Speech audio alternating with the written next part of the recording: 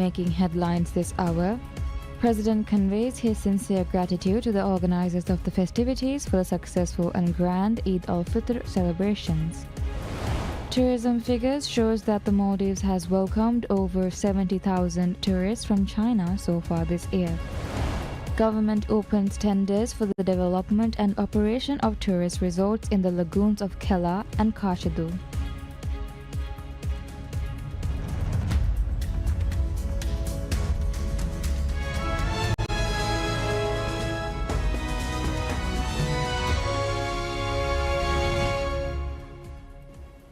Bismillahirrahmanirrahim. Assalamu alaikum. Welcome to PSM News in English with me, Hafiz Abdul Sattar. And now the news in detail.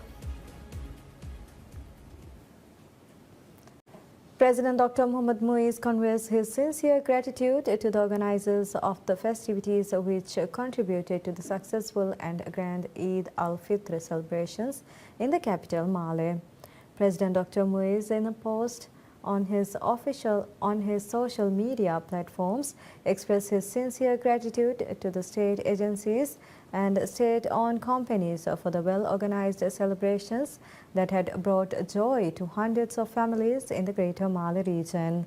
The celebrations began late afternoon on Sunday with the Eid Havir 1446, organized by the Ministry of Defense in collaboration with the Ministry of Sports, the Maldives National Defence Force MNDF, Maldives Police Service MPS, and several state-owned firms.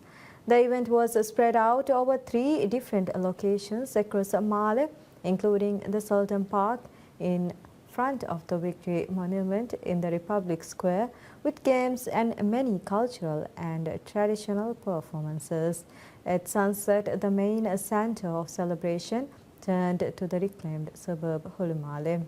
Organized by the Housing Development Corporation HDC, at the Hulumale Central Park, an impressive drone show with the blinking and colorful drones lining up in unison, perfectly showcasing Maldivian culture and its natural beauty. The grand celebrations were capped off by a grand fireworks display, lighting up the night sky to the delight of the hundreds of families gathered across Hulumale.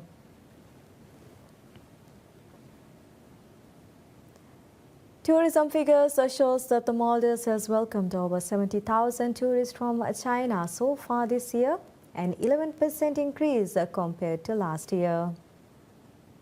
According to the most recent tourism figures, China remains the #1 tourist source market for the Maldives. As of 26 March, 70,797 tourists have holidayed in the Maldives, which is around 11% more than the 63,919 during the same period last year. After slipping to third place in the source markets in 2023, China has maintained the top spot since last year with 264,042 arrivals in 2024. According to the figures, Russia remains in second behind China so far this year. Over 500,000 tourists have visited the Maldives so far this year. As of 26 March, a total of 593,956 tourists have holidayed in the globally renowned tourist destination, marking an increase of 4% compared to 570,898 tourists during the same period last year. Maldives in 2024 witnessed the highest number of tourist arrivals in a single year in its 52-year tourism history. According to the tourism figures, a total of 2,047,435 tourists had holidayed in the Maldives in 2024. This is a 9% increase from the 1,878,543 tourists from 2023. This marks the first time Maldives has welcomed 2 million tourists to its shores in a calendar year. The government aims to improve tourism occupancy and bring in 15% more tourists this year than last year, while boosting tourism revenue to $5 billion. The Ministry of Tourism and Environment opens tenders for the development and operation of tourist resorts in the lagoons of Kela, Halif Atoll, and Kashidu, Kaf Atoll. The initiative encompasses the construction of 2 resorts within Kela's lagoon and 1 in Kashidu. Through a presidential decree issued on 29th March, President Dr. Mohammad Muiz allocated 325.5 hectares in Kela's lagoon for this purpose divided it into two zones of 156.2 hectares and 169.3 hectares respectively. In Kashidu's Lagoon, 115.21 hectares have been designated for the development of a tourism facility.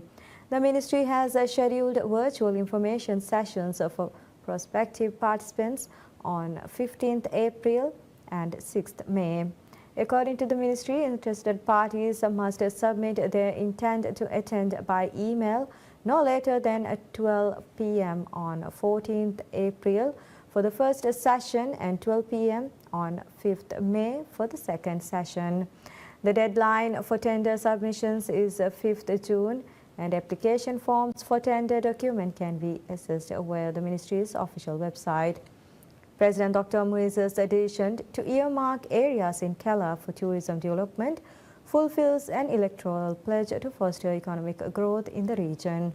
During a visit to the island in February 2024, he further committed to launching an agricultural project aimed at supporting the local community. Maldives Marketing and Public Relations Corporation MMPRC hopes to attract over 100,000 more tourists through its strategic partnership with English Premier League ELP giants Liverpool FC. MMPRC last month announced a high-impact strategic partnership with Liverpool, positioning the Maldives as the official tourist destination partner of one of the most iconic football clubs in the world. MMPRC said this collaboration will significantly elevate the Maldives' global visibility, attract high-value travelers, and drive substantial economic benefits from the nation's tourism industry. The partnership will be officially unveiled on Wednesday during the Liverpool FC match against Everton, displayed prominently on the Anfield Stadium LED boards. MMPRC is also set to launch a major co-branded campaign in collaboration with Liverpool FC to enhance brand awareness and drive last-minute sales, as well as early bookings for the upcoming festive season. This extensive marketing initiative will run for 3 months, utilizing high-impact outdoor and digital advertising across key locations in the UK. In addition to the UK-based activations, MMPRC is also planning targeted campaigns with official Liverpool FC supporters clubs across key source markets including Europe, the Middle East, India, and China. With 316 official LFC supporters clubs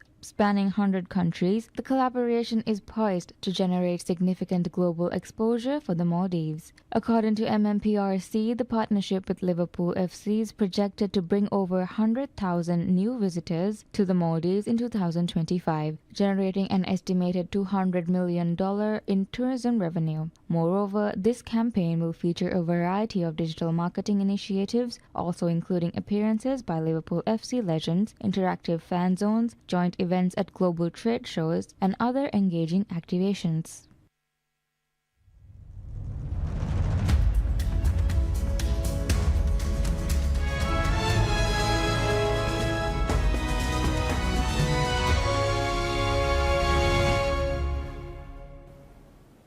As U.S. President Donald Trump's tariff threats loom over international markets, Mexico launches a Made in Mexico campaign, hoping to boost national industry. The campaign, launched in February by Mexico's economy minister, aims at recognizing products made in Mexico and highlighting their quality and their capacity to create jobs, according to the head of the campaign, Barbara Botello. In the streets of Mexico City, consumers seemed eager to buy local products, saying they wanted to solidarize with their economy. Trump's moves could see a shift in the previous dynamic that focused on nearshoring and promoting global markets to a more nationalist approach to the economy, according to CI Bank's Deputy Director of Economic Analysis. Since taking office on January 20th, President Trump has threatened to impose 25% tariffs on Mexican products in the U.S., going against the USMCA free trade agreement between the United States, Mexico, and Canada. Mexican President Claudia Sheinbaum's team has worked to negotiate with U.S. officials to postpone the tariffs. Earlier this month, Mexican Economy Minister Marcelo Ebrard said he was working on a deal to carve out an exemption for United States tariffs on auto imports. The S&P 500 and the Dow Jones Industrial Average ends higher as the benchmarks temporarily shook off the uncertainty around the Trump administration's upcoming tariff plans, which had dragged down U.S. equity markets through the month of March. The S&P 500 gained 30.91 points or 0.55% to end at 5,611.85 points, while the Nasdaq Composite lost 23.70 points or 0.14% to 17,299.29.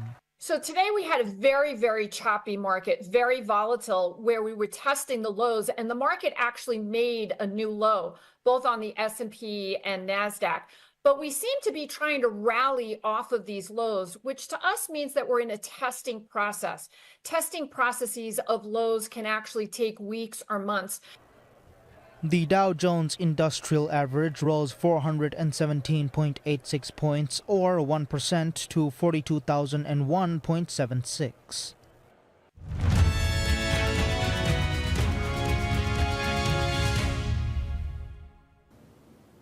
At least 3 people were killed and 7 wounded in an Israeli airstrike on Beirut's southern suburbs, further testing a shaky 4-month ceasefire between Israel and Hezbollah. The Israeli military claimed in a statement that it attacked a Hezbollah militant who had recently directed Hamas operatives and assisted them.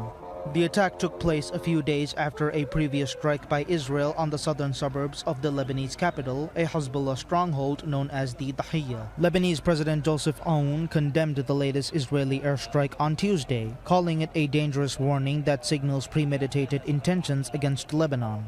Aoun says Israel's growing aggression requires Lebanon to intensify diplomatic outreach and mobilize international allies in support of the country's full sovereignty. Lebanese Prime Minister Nawaf Salam also condemned the Israeli strike and said it was a flagrant breach of UN Resolution 1701 and the ceasefire agreement. Nawaf said that he has been closely monitoring the aftermath of the strike in coordination with the Ministers of Defense and Interior. The strike appeared to have damaged the upper 3 floors of a building in Beirut's southern suburbs, a Reuters reporter at the scene said, with the balconies of those floors blown out. The glass on the floors below was intact, indicating a targeted strike.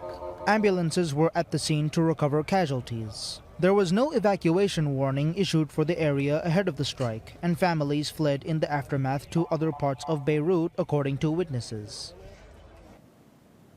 A fire at a gas pipeline operated by Malaysia's state energy firm Petronas injures 33 people on the outskirts of the capital, Kuala Lumpur.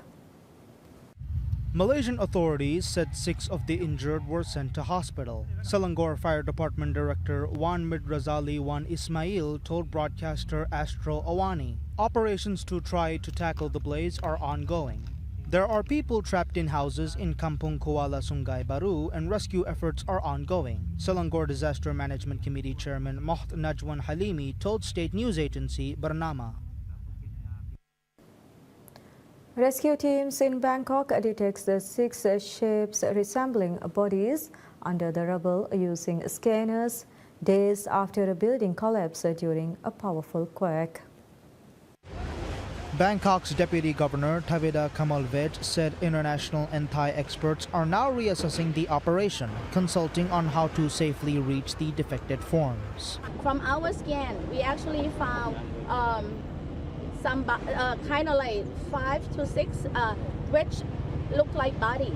The scan has captured the shape of the body. So right now, our governor as well, he's inside, also deputy governor that in the engineer side is actually consulting with the international experts and the Thailand expert team of we might actually change some of the work over there that we're trying to actually get into that, because right now we kind of confirm that we find numbers of body inside. So that would be actually what we're going to do.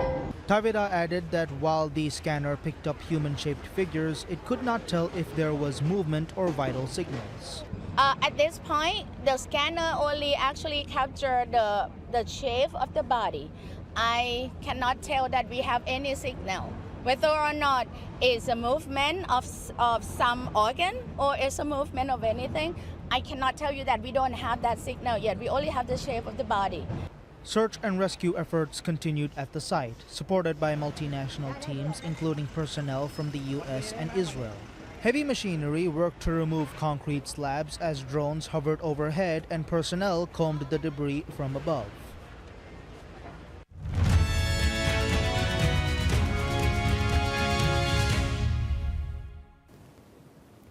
Chelsea records a pre-tax profit before taxation of £128.4 million for the year ending in June, despite a fall in revenue thanks to the repositioning of their women's team.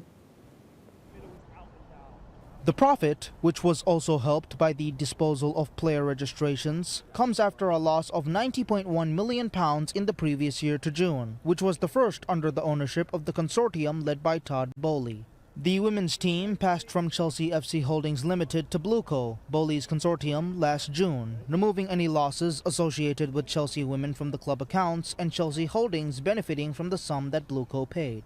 The profit on disposal of subsidiaries was £198.7 million, while the profit on disposal of player registrations came to £152.5 million.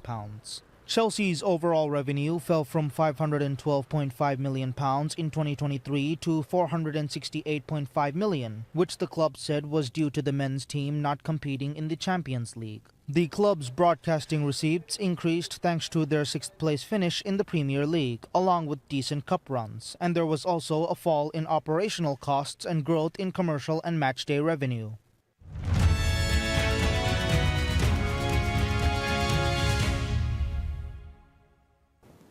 Elon Musk's SpaceX launches a crew of 4 private astronauts led by a crypto entrepreneur on a mission to orbit Earth from pole to pole, a novel trajectory in which no humans have traveled before.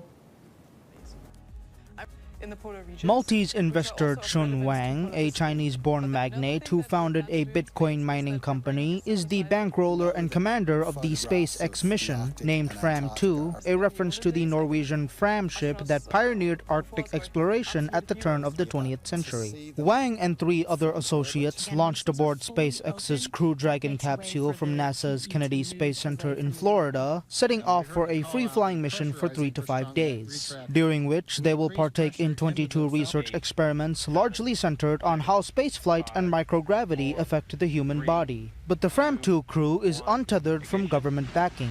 Wang's friends include Norwegian film director Jannik Mikkelsen, who specializes in virtual reality cinematography, German robotics researcher and polar scientist Rebea Rogg, and Australian adventurer Eric Phillips, who has taken up ambitious skiing expeditions in Earth's harsh polar regions. Rogg became the first German woman flying to space. The 4 crew members on Monday afternoon were driven to the launch pad in a caravan of Teslas, the electric cars of Musk's other company, winding through the roads of Cape Canaveral, Florida, with a police escort as a SpaceX Falcon 9 rocket launched overhead in an unrelated Starlink mission. The mission, SpaceX's 6th private astronaut flight, is the company's latest novel effort that expands its dominance in the global human spaceflight arena. It comes as Musk's power as SpaceX CEO and the world's richest man soars as he works as a close advisor to U.S. President Donald Trump, a role that has given him extraordinary influence for a businessman over an array of U.S. policy matters. Fram2 is the 16th crewed mission overall using the reusable Crew Dragon, a gumdrop-shaped spacecraft that SpaceX developed with NASA funding to provide the U.S. Space Agency a ride for its astronauts to and from the International Space Station. SpaceX and its Dragon craft have dominated the nascent market for private orbital spaceflight, an area in which a key source of demand originally came from a small field of wealthy tourists. Dragon is the world's only privately built capsule routinely flying missions in orbit, as Boeing's Starliner capsule is held up in development. In recent years, with Dragon flights costing roughly $55 million per seat, the spaceflight market, involving companies such as Axiom Space that contract Crew Dragon missions, has fixated more on astronauts from governments willing to pay the sum mainly for national prestige and bolstering domestic spaceflight experience. And that's all we have for this hour. Thank you for watching. Wish you all a very pleasant time ahead.